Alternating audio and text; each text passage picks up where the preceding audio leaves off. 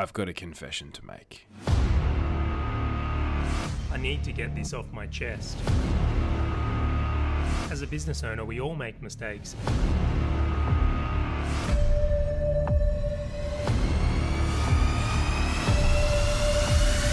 I've got to confess. And we're doing it all again. Mr. Kim Barrett, so good to be recording another episode. How are you doing? Doing super well, man. Excited for today. How you doing? Good. I'm much more relaxed when it comes to doing the podcast now. I was even making some jokes beforehand that, now we've been doing this a while. I feel like we've got a flow and a system. It's less like I'm scared of being on the episode and like talking like this and, oh my God, what if I make a mistake? So that's all the upside from there. It's been a very busy time from you. You've been back a week in Australia, but you're feeling better now that you're home, settled in? Yeah, so good to get back into routine, back into being home, sleeping in my own bed, which is comfortable, good sleep, back at the gym in the mornings, in the afternoons, catching up with family. It's, so awesome to be back. Good, mate. Good. So today we're bringing the listeners of the Confessions of a Business Owner podcast another business sandwich formula. Now, this is your creation. Do you want to give the guys a run through on what the business sandwich is? Definitely.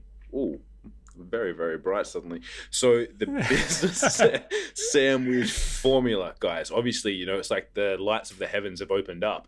So we talk about something that is working really well for us, something that needs improvement or something that's bad, if you will. And then we finish it off with something that we're excited about. And that is the sandwich, also a technical term. I don't know if I'll say it, but the SHIT sandwich. I'm just doing that for Facebook reference so that we don't get our ad blocked when we put this up. Absolutely. Got to be careful on that one. I think we have to watch our language a bit more now that we're on YouTube, because they will definitely censor us more than some of the other channels. But I will say this, what are the chances of your light coming on exactly as the thing? That was a magical moment. There we go. For anyone that's not watching the video, you definitely watch the video. So good. Yeah, definitely. So for those on the audio only, head over to our YouTube channel. Make sure you subscribe, hint, nudge, nudge, and you get to see that epic moment. But I tell you what, let's dig straight into it this week. Let's start with you and tell me the good. Tell me what is the pinnacle of Kim Barrett's world at the moment. Well, there's lots, but to be honest, the biggest thing for the business at the moment is it feels like we've got a bit more of a well-oiled machine going. While I've been away, obviously there was a few holes just with some things that I've been holding on to. But apart from those, which I'll talk about in the middle, everything else has been rolling really well. Team's been cohesively working. And probably the most exciting thing is we actually got some signage on the front of our doors yesterday. So that was very good. So we've got our logos on the doors so people know we're not just in a random door in a building now. We've got a little bit more professionalism, if you will, around the office, which is really cool. So it's been really exciting with that. But yeah, the biggest one is from being away, seeing how everything's worked and kind of just slotting back in and still operating as if I was not here, if you would, like trying to let everyone still run as they usually would. And everything's been ticking along really well. So it's been great to be able to see that, to come back and see that, no one's throwing chairs through windows and ran away or anything like that. Everything's still operating as it should be. So that's been very, very good. And as anyone would know, if you've traveled when you have a business and been away, sometimes you come back and go, oh well, what's the state of the business going to be left in? And it's been great. Happens to me every time I travel. No, not really, I joke. But there's some little things in that. So for those of you that aren't aware, Kim is working towards a big goal by, I want to say June 1st or June 29th? June 30th. Yeah. He is going to close the business on June 30th. Kim is going to officially have all of his business running with other people. He's going to be completely hands-off and only be working on the business, which is a huge goal to be working towards. It was something that personally I loved achieving that. That was such a huge win. It changed my world when I got it in my life. And currently some of the changes and challenges he's going through have kind of impeded that journey. And to come back after some travel, what a win. Now, the thing I want to touch on as well is how nice is it having a little bit of signage? How does it make you feel when you see that? It becomes so much more real. Oh, it doesn't. Like we had everyone in the office run out when the guy finished. He must have thought he was a rock star because probably other offices don't have all their staff come out and look at the doors when they just put the signage on. So for us, it was it was great. Everyone came out. We looked at it and it was just like, wow, it makes it real, if you will. Because before we had just random stuff, and then we've got the actual signage. We even have, because we're on like the first floor in our building. It's like we even have a little your social voice and the arrow up so people actually know where we are. So yeah, it was a very exciting day just for everyone. I think it makes it all a little bit more real, even so again.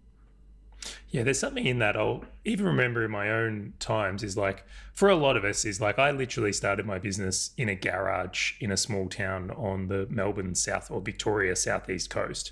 And as you grow and a lot of things happen, of like you bring people in, like that's one of those moments when you're like, oh, this is real. And then getting an office, you know, that's another one of those real moments, or signage or things on the car. And you really got to soak up those moments because they're a little bit of the memories along the way. And I'm hoping you've taken some photos as well so that you can look back on this when you're old. Yeah, definitely got the photos in, added it to my story as well, and got a photo of everyone around it. So, yeah, it was good. It was a very exciting day yesterday for that to happen. Oh, bet, man. Super, super exciting. And I know you've had some staff changes as well. It sounds like the new staff are settling in well on the other side of that. Yeah, everyone's like settling in really well. The communication levels have increased. We've actually increased a couple of the hours of some of our assistants as well to help kind of keep up with that now to make sure everything flows. So yeah, everything's really ticking along really well. Awesome. There's something about this time of year. It's like in you know, the history of macros for me anyway, it's like January feels like it's always a heavy time of change, heavy time of other things going on. Not everyone's back, people on holidays, going to events. Like it's a big change time. But February, or the month of, I really enjoy because that's when business kind of settles in again. We start to get our groove, everyone's on board, and we start really nailing in to the targets that come. Do you find the same for you? Yeah, I think it does. As you said, like there's so many people that really, they only have half of January, if that, to get things going. And then once February comes, it is like the momentum, the routine is back and everything is really starting to go along. And I think people realize it's like, you know, I am kind of 1/6 of the way through the year, if you will, again already. So it's like, well, especially when it's a short month, I think everyone goes, oh, wow, I've got to kick things up a little bit because I only have 28 days in most years. So I think it is a little bit of one where people start to get the ball rolling a lot faster than other times. Definitely. Got to love that February. And what about yourself, Mr. Sir C? What's been the good since we've last caught up? Well, it starts off a bit odd and then it comes good. Okay, so in a few episodes back, we did an episode of the podcast when we said books that have impacted us the most. Now, you managed to share one of your books, which was Breeding Gazelles by Dan Bradbury. And if I've butchered the name of that book, that's what I've been calling it anyway. It's definitely Breeding Gazelles. Yeah, no, you know. Anyway, yeah. Nailed it. I'm on it. Anyway, I was like, well, if Kim's read this book and he said it's like one of his top books that's impacted me, I'm going to read this book. Like, that's a pretty heavy endorsement. So I got on Audible and I bought it and I listened to, I should say, this book over the next few days. And it was like, honestly, I think it had this massive impact effect on me. Like, it actually like changed the world around me. I'm like, oh my God, are these guys got cameras? Like, are they stalking me a bit? Like, how did they know this stuff?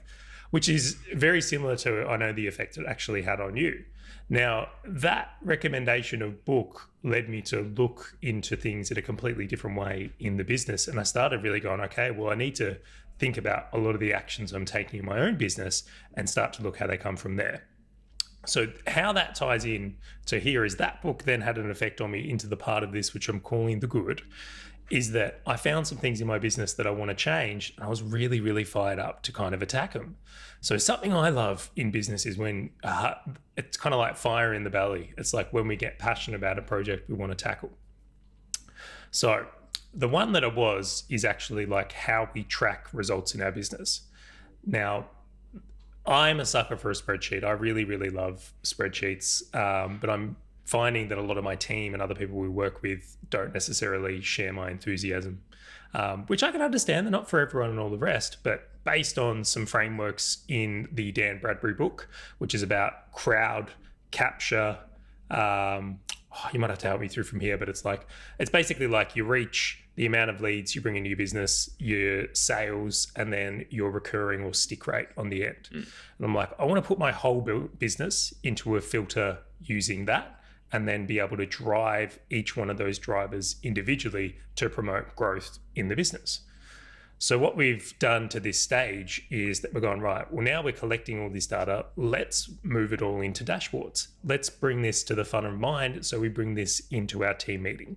So I probably need to do an example to articulate this at the moment. I'll use one from there. Is like, one of the things is we're doing this podcast, which is a whole heap of fun. But the way we're tracking the metrics and going through it is me with a spreadsheet. Team doesn't really like that. Can't blame them. Like, what do you do? It's, there are some good things like in YouTube as well, or for Omni we use for this podcast for tracking stats, but it's not the best thing. So what we went through is like, right, I'm going to bring this into a way of going, okay, I want to see the total reach. I want to see the amount of people that come and become subscribers, and then those that come through and maybe want to come and join the association or contact us to get involved with our businesses, either Your Social Voice or Outsourcing Angels from there. So I made this map and I've given it to the team, and we're kind of putting that into dashboards. So I guess the good of what I'm coming to here, and the long way of saying that, is I feel like I've developed a better way of tracking progress, or the indicators of progress in the business. I found a good way to display those indicators, and then we can make really good decisions about driving the important indicators to get the results we want from a business. So that's the long-winded answer. No, that's so good. And there's several things in there as well. I think for everyone is like, obviously, first of all, you love spreadsheets, but not necessarily does your team. So not necessarily are they going to, whilst they're all doing a good job, if you go, cool, just check the spreadsheet every day and see how you're tracking and update your KPIs. That doesn't mean anything to them. They don't really care about it. It's like the same. I'm a big fan of a good spreadsheet, and I've done several over time, and then given them to the team to utilize and work with, and it doesn't work because they go. It's not that they don't want to record and track things. It's just like they don't appreciate that as much. They don't really interact with it as much. And so in being able to give it to them in a more visual way, which I think is one thing that a lot of the time spreadsheets lack, unless you then convert them into tables, graphs, and everything else, using dashboards where it's so easy for them to consume the data, I think is so much more important than obviously just doing what we want. But the second, probably more important thing is that you actually listened and read, or essentially read a book, but you actually took action upon it and applied it. And one of the bigger things is, I think, that you didn't try and do 35 things from that book, because there's a lot of great ideas, there's a lot of great components that they share. You just said, cool, I'm going to take their whatever is 4 or 5C principle, I'm going to apply that in tracking and measuring the metrics in my business. And I'm sure there's probably some other things you've done as well, but that's like, you took one thing, you've applied it, and then I'm sure you'll go back and apply other things. And so many people will read a book and go, what? I've got literally 4 books right here that are on my reading list, and it's like, but I haven't started them yet because I'm not ready to take and apply what I'm going to get out of them. So that when I'm ready, I'll because I'm finishing up some applying from other things, then I will continue on. But most people will read it and go, that was a great book, put it on the bookshelf, and then don't do anything about it. Absolutely. And I'll admit I've done that many times in the past, is I've read a book and done nothing with it. And that's something I really like to change. So I guess there's a couple of things there. Is one, I'm only reading books that other people recommend now. I'm not picking books myself. So I'm trying to skim the list to make sure I'm only getting winners, because there's so many books to read. And then the other part of that is, when you read a great book and you go, that's a great idea, is having the space to implement something. So the thing that stood out to me really heavily in here is that if you're not measuring results of things and identifying the key indicators, you can't really make good decisions. Like, there's no way of recognizing how well your strategy or efforts are working unless you're kind of measuring it on the other side.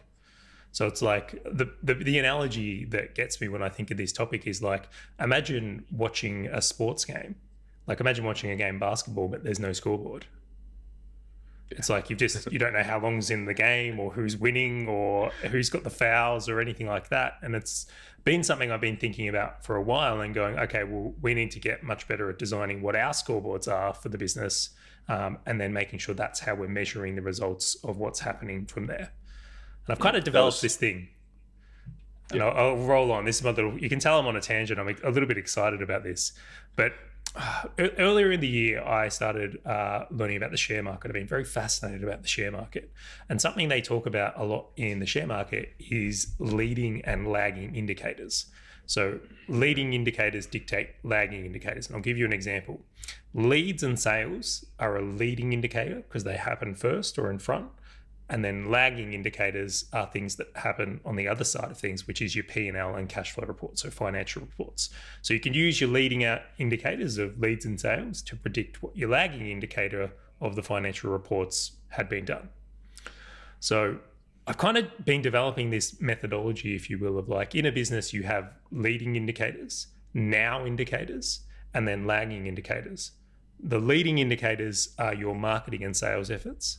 The now indicators are your KPIs, so for the people in the business and what they're doing on their weekly basis. And then your lagging indicators are your financial reports.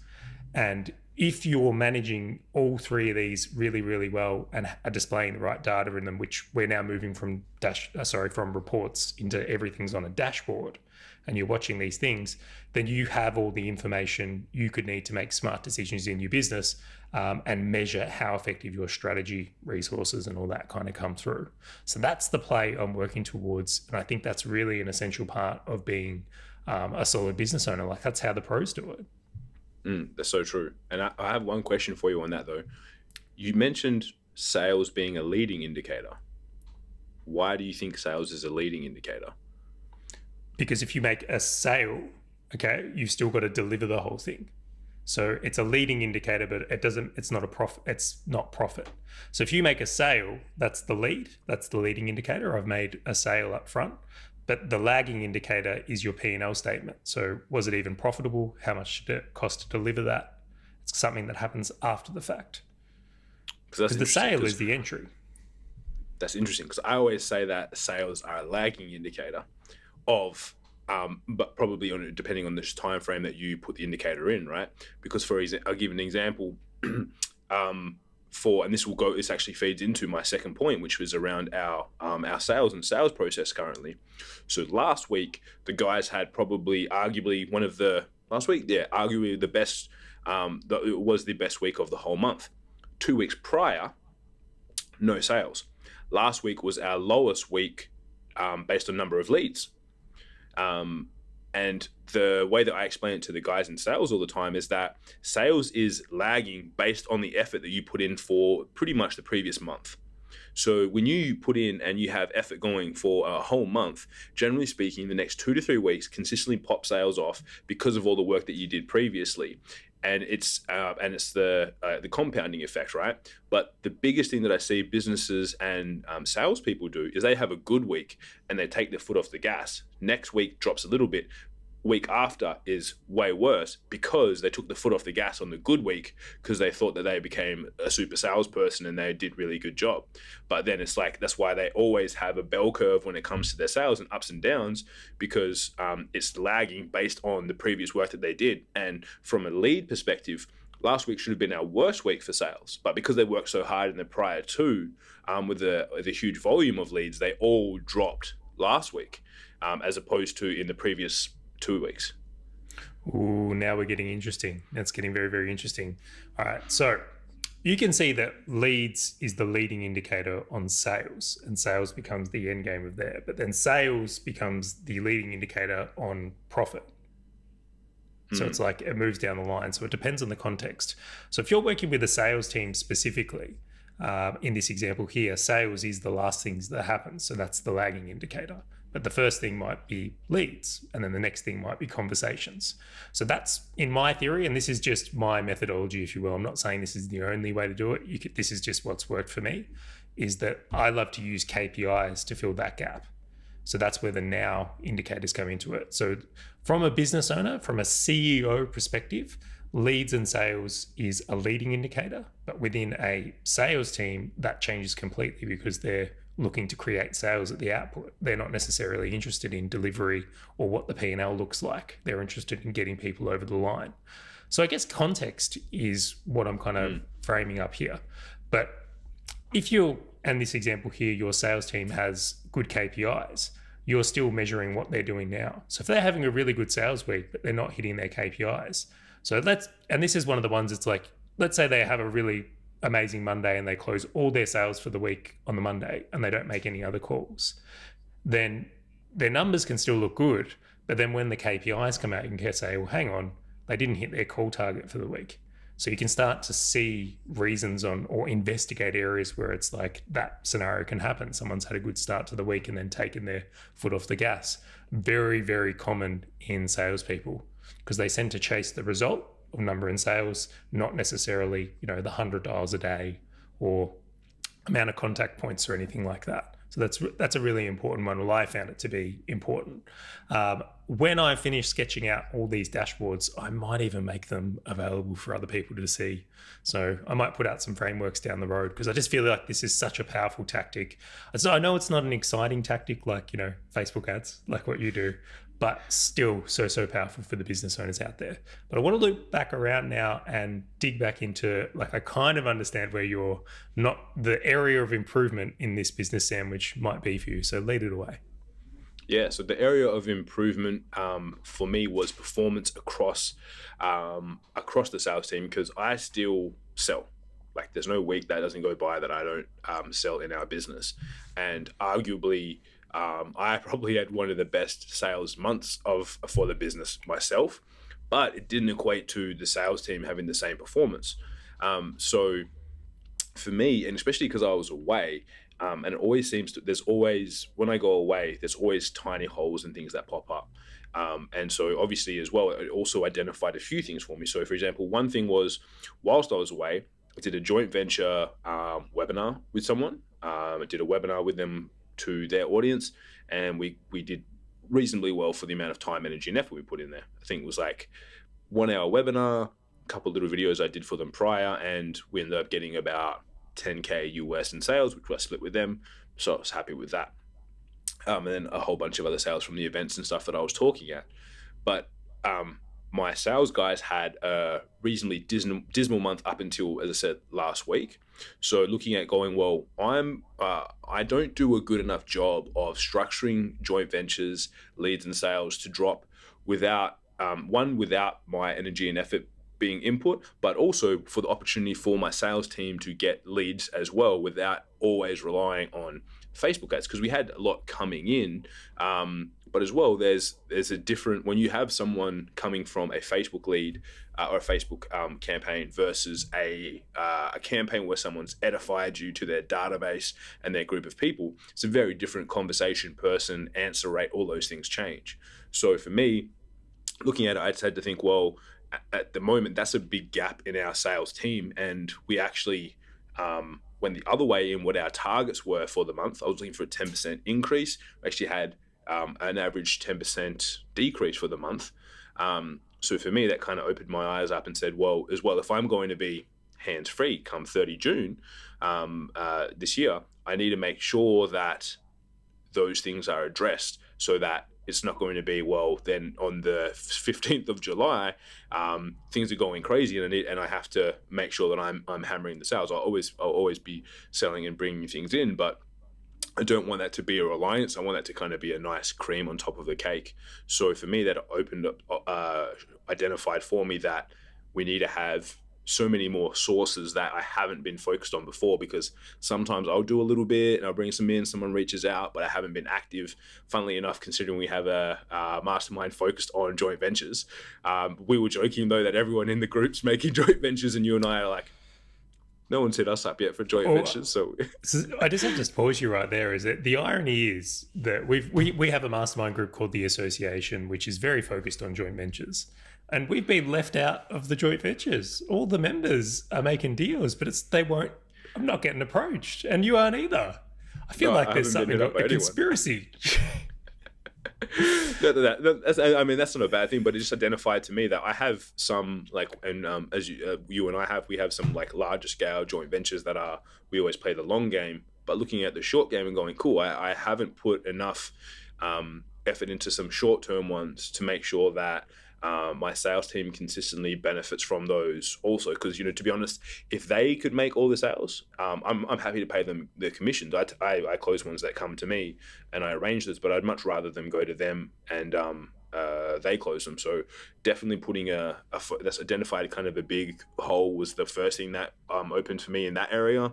And then also another area of when I'm away, my level of communication drops because if I'm in an event, I can't listen to an audio, I can't record an audio back, I'm trying to just type things back and my communication level drops, which is not suitable for giving great communication to my team.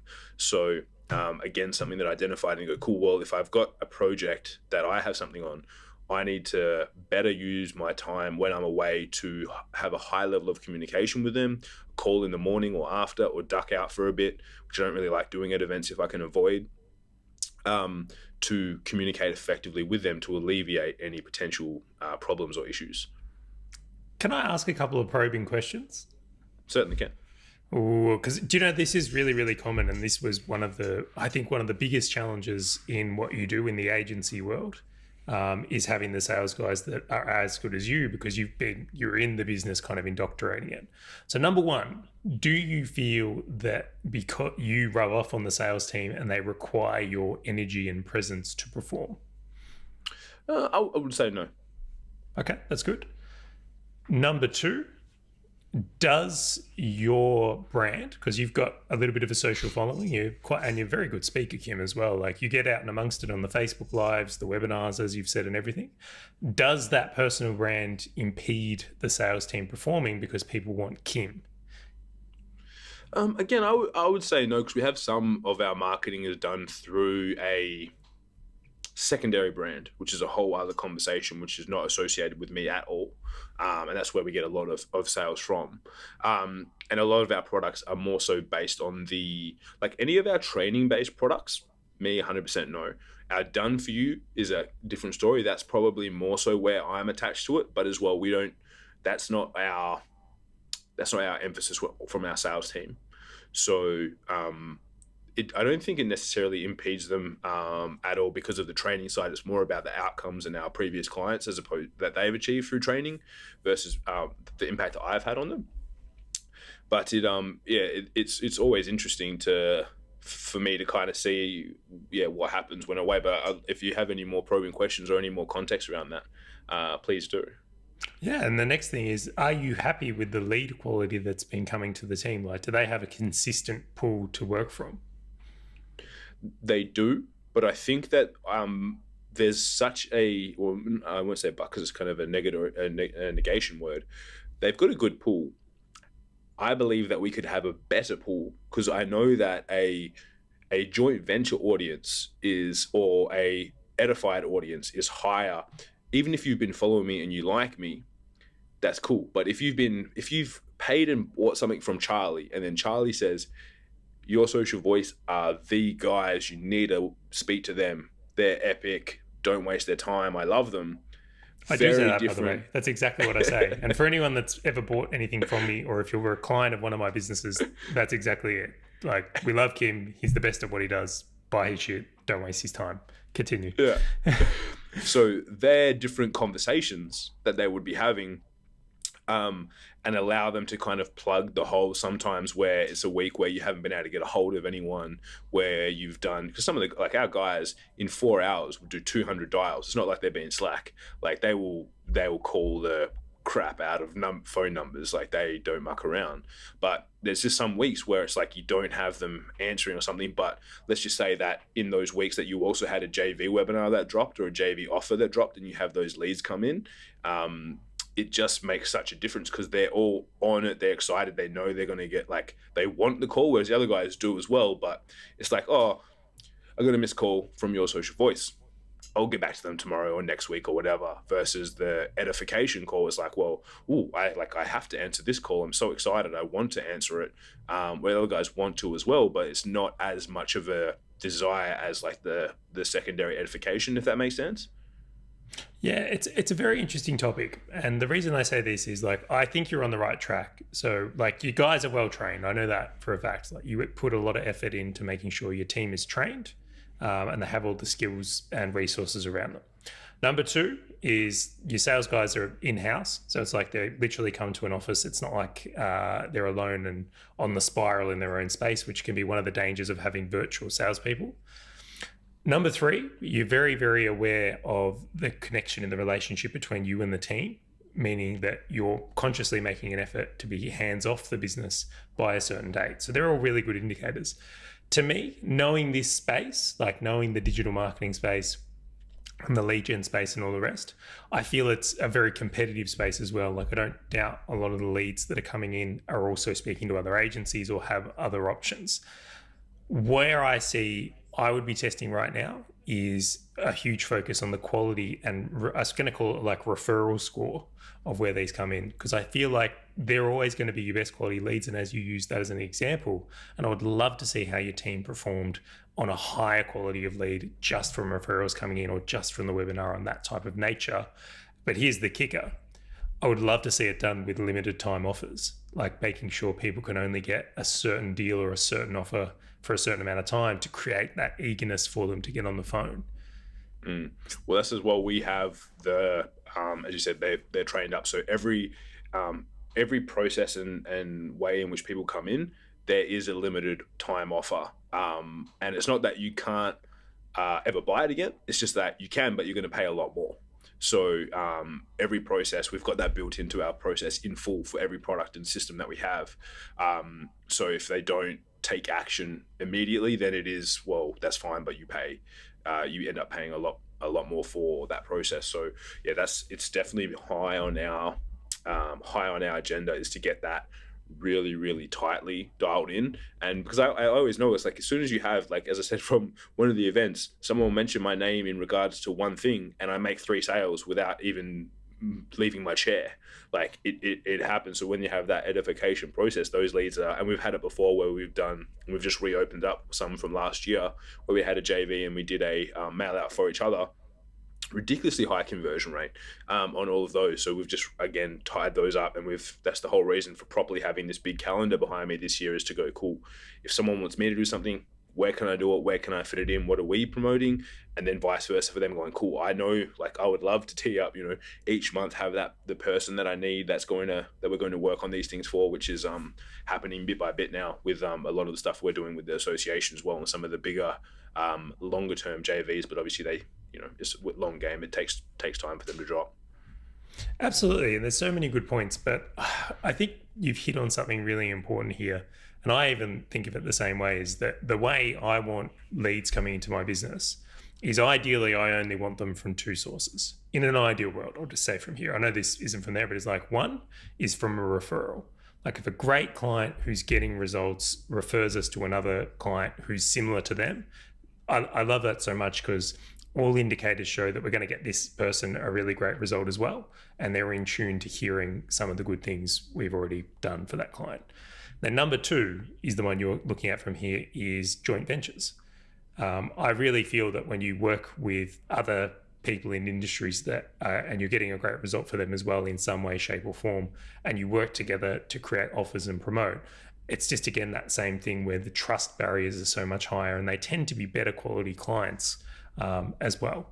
Now, in an ideal world, those are the 2 areas I love to put the most attention in. And then the other side of that is where you step in, my friend, is making sure that we're adding Facebook ads and leveraging those relationships to put more into them. So that's what I feel like is especially in the marketing stage that you're in, I feel like that's the strongest source of leads by a mile in that area. Yeah, 100%. It's so true. And we're starting. We see it so much. It's like the more that we do it, the difference is big. But I think it's just because our strength for so long is obviously ads.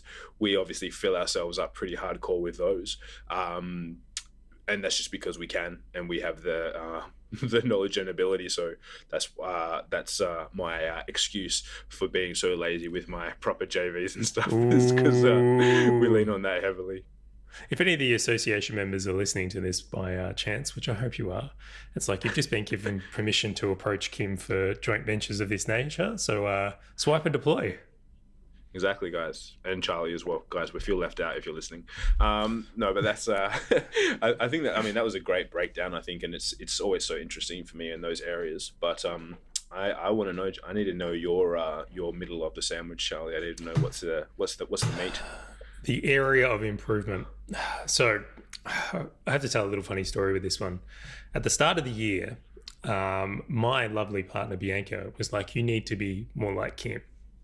You were like, you need to step up with how you're dressing, number one. For those of you that are watching the video, you'll notice I always wear a black t-shirt. Where Kim, this year, one of his goals was to dress better. He's really upped his game. And even today, he's wearing a nice polo shirt, for those of you who can't see. But when we've seen Kim, he's had like really nice suits on and collared shirts and all the rest. So I'm like, so I've been copping a bit of slack about I need to be more like Kim. And then the other thing Kim does really, really well is he gets out and amongst it. He goes to a lot of events. He meets a lot of people. He's a very social guy, and I would expect nothing less from a guy that has a company called Your Social Voice. So here I am, swaying in the woods going, right, I'm going to be more like Kim. I'm going to start dressing better, and I'm going to start getting amongst it a bit more. So I start going to these events, and I start participating in more things and doing more things online. And do you know what happens, Kim? Do you know what happens? Tell me, Charlie, what happens? I get burnt the fuck out is what happens. So I redline it into 2018, go to all these events, meet all these amazing people, and I burnt myself out by mid-February and actually had to miss an event I was meant to see you at. So I missed a mastermind event with yourself and a lot of my other friends because I was too sick to travel. Now, it's very, very unfortunate because, number one, I know better. And just wanted to be more like you, Kim. I really, really did. But it really made me think about this is like how important it is to take care of your health first. Like in this example here is I missed an opportunity of which, in all honesty, I could have met someone and that could have been $1 million deal. That's the potential I missed out on. We could have been there and had the right conversation with someone and a 7-figure opportunity could have popped its head up. It's not uncommon in our circles for things like that to happen. Case in point is Outsourcing Angels started on the back of one of these type of events, which has been a fantastic company of mine and all the rest. So when I look at the cost of not looking after myself and taking on too much too early in the year and trying to be Kim Barrett, I've missed some pretty huge opportunities there. So my health is the area of improvement. I've got to remember that it's okay to say no to things. It's okay to have more days off and just really, if I need it, like take an afternoon off to look after me. Because if I'm not looking after me, then I'm going to redline it and fall into this trap of needing a week off again, which is just not how I want to play it. That's very interesting, right? Because there's a few things. And number one, you can only be Charlie. That's all you can be. So yeah, just be Charlie, man. That's all good. But more importantly is like, what do you think? Because there's people like you look at a John DiMartini does 360 event days out of a 365 day year, pinnacle of health. What do you think it was that pushed you over the edge, or what was it that you were lacking in relation to the space of health that actually caused that? Because that's really what interests me from hearing that whole thing. Because I have some follow-up questions, but I want to know the answer to that first. Okay, so first off is that I am a person that does actually spend quite a bit of time alone. And it's a very productive space for me. So earlier in this is like I can sit there with the spreadsheet for an hour and dive into data, like very internal or introverted type time. And event time or podcast time or going to masterminds is all extroverted time. So I find that when I go to events or participate in a lot of meetings or do a lot of podcasts or anything like that, it's particularly draining on me. Now, that's not to say I can't adapt to that or as we do more of it. Even in doing this podcast, I feel like I'm, coming out of my shell, easier to make a joke or have a crack. It's all those things from there. But to go from doing none of that to doing all of that in a very short amount of time was the crux of the mistake there. So I think it's such an abrupt change in my normal routines and patterns that have worked for me so well was the cause. And what so let's just take an event, for example, like Bali. What did you do post Bali? Just a question, right? This may be digging a little bit deep, but after Bali, so Bali finished, event finished on whatever day it was, Saturday. What was your agenda and what did you do after that? Well, this is the interesting thing is I felt like I allowed for this. So after Bali, we had another 4 or 5 nights in a villa, and literally it was very relaxing, massages, pool, gym, sun, like all the things that really contribute to my health a lot of the time. And I felt that was going to be enough to recover from the event and all the rest. But clearly it was not enough. And one other thing I will say this is I'm someone that seems to, when I fly, it really affects me. It's like I feel like flying really, and it might be a mental thing, I hope it's not, but it's like for whatever reason, it's like, it's not plane sickness. It's not like I feel sick on a plane, but after I fly, it's like I am a little bit run down from it for whatever reason. That was going to be my second question is on these flights, and we've discussed that if there's one thing that I will allow B to hound you on is did you fly business class? No, we did not, but wait. That was booked before your hounding. Like I am from this point on, it's like I make the pledge here and I'm going to send this to B. It's like I'm only flying business class from now on. Anything over a couple hours is business class. Because that was going to be my question is because I am the same and people, if you meet either of us really in a social context, you probably will not pick maybe a little bit that we are both introverted. Like that 100% am as well. But I am so particular about making sure I have, even at events, I think it was on the last podcast we mentioned, I have my little strategies of having my alone introvert time amongst that as well. But the plane trip is the biggest one because I have exactly the same problem. I will always come back and feel run down, sick, anything like that. And I do understand that there's germs in the plane and you're in close quarters, but the feeling and difference you have from being in economy and business class from your own personal space perspective, if you are an introvert, is a million times off the Richter and different from like how you will feel at the end. So even at the end, it's like you don't have your own space, which as an introvert, that's what you want. You literally have people, and Charlie's a little bit leaner than me, but I have people touching me either side, squished in. So I'm like strapped in like this. People either side of me. I don't have my own space, don't have my own thoughts. I have people, babies, blah, blah, blah. But every time when I do get to travel, business class or premium economy, depending on where you're going to and what options, the feeling I have after is so much better, purely from that perspective. So I was going to say, it's like, and it adds up if you do a few trips and you're doing a few things, like, and because of the radiation in planes and things like that as well, it affects you on so many different levels. But that's going to be like the biggest thing that allows me to do that. And don't get me wrong, I have hacks. I'm not necessarily paying full fare every time I do these. There's the old cash at the counter trick to get upgrades and whatnot as well. But if I can, like I do those purely for that reason. Purely to alleviate that problem. And that's the biggest thing that's allowed me to do a lot of these trips is when I can get those upgrades, I have space to myself. Even if I'm traveling with my partner, you still are separated. Like you've still got a little mini wall between you and you have that relaxation time that is so underrated. Like, even take away the service and everything else, just giving me my own space on a plane for that period of time makes a huge difference. I couldn't agree more, in all honesty, and I've taken a lot of your methodology on board.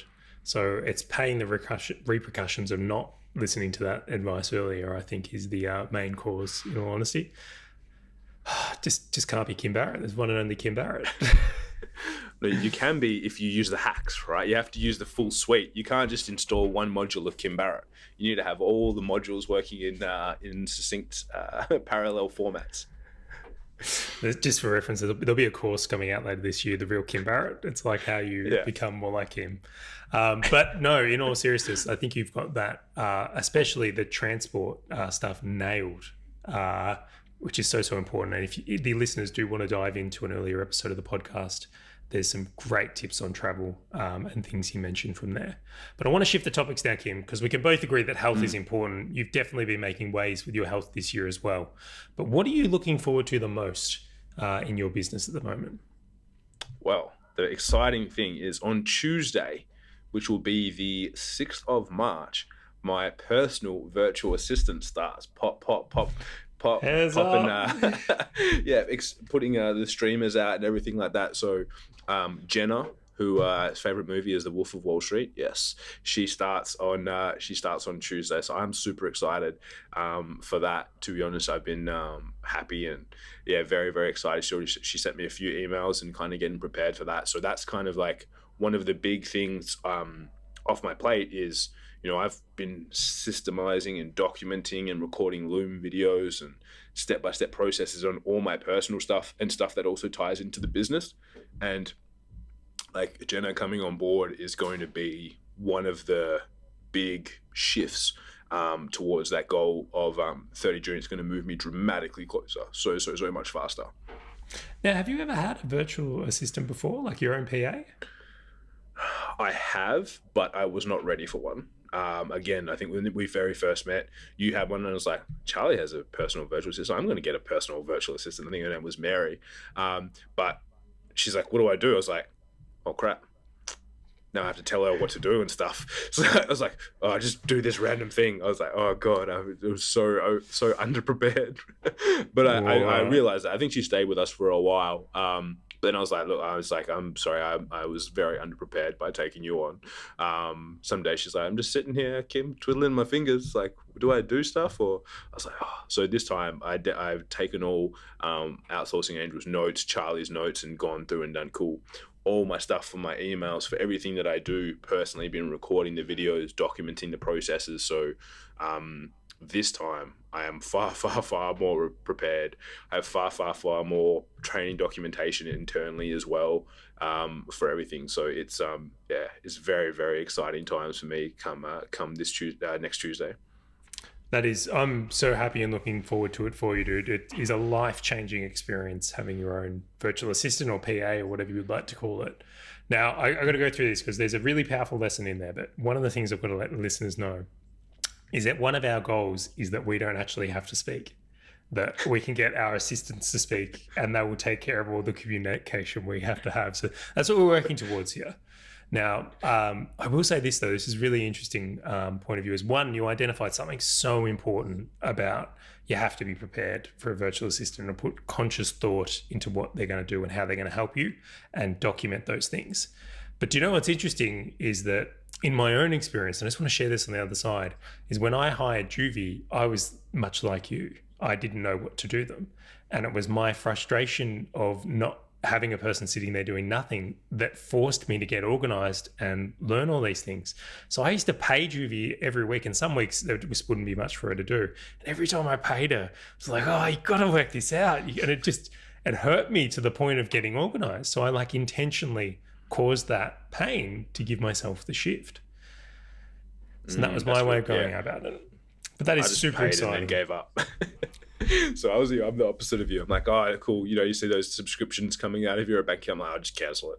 Just won't use it. Instead of going, how can I actually use it better and make use of it? Very different personalities. I would say you're at a very different stage now. You're at a very, even in the conversations we're having and your thought and effort into systems and processes, and even recording Loom videos, when I hear that, that's how you get success with virtual assistants. It's honestly, if you know what you want them to do, and then going to put the time and effort into recording systems or creating processes, it's very hard to not do well in that area. Yeah, so it's pretty big, exciting times for that. And then as well, we have a couple of our JV partners and stuff as well, where we've got things coming up, which is cool, which is speaking at an event in Brisbane coming up, and then also heading over to Orlando, Florida, as we just talked about, traveling, heading over there as well, where some exciting things will be happening too. So it's big month and couple weeks coming up very shortly. Dude, exciting times, super, super exciting times. I can't wait to loop back at another point. I guess we're opening another loop, which we'll have to close off at some point. We've been renowned for saying this on the podcast and then never getting back to the listeners in closing these loops. But I'm thrilled to hear more about your virtual assistant experience and how that all goes. Yeah, it's going to be pretty cool. And what about yours, Mr. Charlie? What's coming up on the agenda for you that is very exciting? Well, honestly, the thing I'm most looking forward to at the moment, there's probably a few, but number one is having these dashboards in place. like I mentioned earlier, is that I've completely rethought the way I'm managing things from reports to dashboards. And I've buying another monitor, got it, and we're just going to have those dashboards sitting there. So I guess what I'm looking forward to the most is having that in my face every day. I know that sounds odd, but to have that front of mind every day and to be driving the business from good indicators in dashboards is what I'm looking forward to the most at the moment. Yeah, that's very, very cool. And I think as I said, I've been somewhat similar looking for some dashboards. I think I sent you an example of a couple that we're looking to get, and I'm so excited by them. Everything I've been seeing is how can I get it on. I'm going to buy a couple of secondhand big TV screens and just chuck them up on the walls and just have them consistently cycling dashboards and things for everyone to see. So I'm very excited to see yours. So then hopefully I can just steal it and apply it and put it in my business as well. Well, that's the plan. I think it's really cool. And like something I would love to be able to give people is that at some point. So in one of the programs we create or within the association, that is something we'll be showing the guys so that they can have this type of system in their business, because I think it's going to make such a difference from there. Yeah, it's when you have stuff in front of you, that's the same reason why, I have my goals written down in front of me. The 30 June goal is on my desk every day. I'm looking at it. But then as well, the numbers that attribute to that success, I think if you can have that on there, then it's just, dramatically changes everything. Oh, so that actually brings up a completely different topic, but it's funny how the things that are front of mind and how they affect you. Like I remember, like I did the same thing as like I made a rule in, I think it was 2015. It was like, only do things that don't require you. You're not allowed to participate in any activities that require you long term. You can set something up, but you can't take on projects that require you doing the work, because that means you're going to be in your business and not on your business. So I made that the wallpaper on my computer, and having that front of mind every day, or having the post-it mind, it affects you. It actually makes a difference in the decisions you make. So that's exactly why I think these dashboards are going to be a very, very smart move, or more post-it notes, or framing up important quotes that put you into that state. Yeah, 100%. I used to have, there was this software, and it was like subliminal messaging software. So you can put in, the weird stuff that I get into. There's like you can put in like either one quote or several, and every like 2 seconds it would flash on your screen.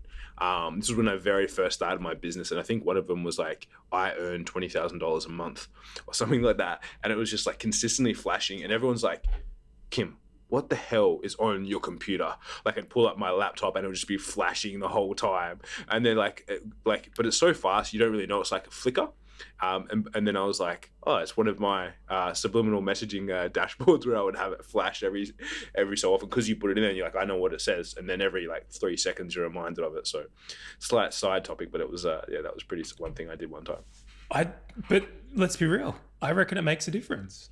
I completely think it does make a difference. And it's like, even when we start talking about the people around you, if you've got people around you going, oh man, doing a great job, versus people around you going, oh, you're an idiot, absolutely affects how you behave, how you act, and all those things. And you've got to be really, really careful with, the quotes that are around you, the people that are around you, what type of influences you're taking, the notifications that you're allowing on your phone and where they come from there, because it all plays such a huge role on how you operate. It really, really does. Yeah, couldn't agree more. Well, this is actually a long episode for us. We've nearly made it 55 minutes. This is the longest episode we've ever done. But I think it's time to call it. Have you got any final words for the watchers and listeners of Confessions of a Business Owner? Not for this week, guys. I think we've given you enough. Just do one thing out of everything that we just said, and you'll be greatly, greatly successful. This was a deep dive in all kinds of areas, from sales teams to dashboards to health to subliminal messaging from there. So we're going to wrap it up on this one. Thank you so much for joining me on Confessions of a Business Owner. Until next time, see you soon. Bye. Have a good peace.